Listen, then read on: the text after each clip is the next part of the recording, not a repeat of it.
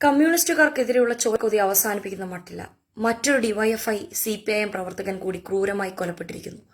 ഇത്തവണ കൊന്നു തള്ളിയത് മുസ്ലിം ലീഗുകാരാണ് എന്നത് മാത്രമാണ് വ്യത്യാസം. കാസർഗോഡ് പഴയകടപ്പുറം മുണ്ടത്തോട് അബ്ദുൾ റഹ്മാനാണ് കൊല്ലപ്പെട്ടത്. തെരഞ്ഞെടുപ്പുമായി ബന്ധപ്പെട്ട തർക്കമാണ് കൊലപാതകത്തിന് പിന്നിലെന്ന സൂചന.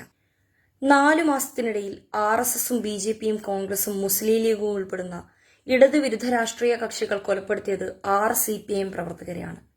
പ്രസവമെടുത്ത ഭാര്യയുടെ ചികിത്സയുമായി ബന്ധപ്പെട്ട ഒരുക്കങ്ങൾ നടത്തി മടങ്ങവെയാണ് അബ്ദുൾ റഹ്മാൻ മുസ്ലിം ലീഗ് കൊലയാളി സംഘത്തിന്റെ കൊലക്കത്തിക്കിരയായത്. തദ്ദേശ തെരഞ്ഞെടുപ്പിൽ പ്രദേശത്ത് LDF ഉണ്ടാക്കിയ മുന്നേറ്റത്തിൽ മുസ്ലിം ലീഗ് വിറളി പൂണ്ടിരിക്കുകയായിരുന്നു. തെരഞ്ഞെടുപ്പിൽ ലീഗിന്റെ പരമ്പരാഗത മേഖലകളിലടക്കം വലിയ മുന്നേറ്റമാണ് ഇത്തവണ LDF ഉണ്ടാക്കിയത്. കാഞ്ഞങ്ങാട് നഗരസഭ ഉൾപ്പെടെ ജില്ലയിലെ പല തദ്ദേശ സ്ഥാപനങ്ങളിലും ലീഗിന് പ്രതീക്ഷിച്ച വിജയം നേടാൻ സാധിച്ചില്ല. ഇതിൽ വിറളി പൂണ്ട ലീഗ് പ്രവർത്തകർ ജില്ലയിലുടനീളം അക്രമം അഴിച്ചുവിടുന്ന സ്ഥിതിയാണുണ്ടായത്.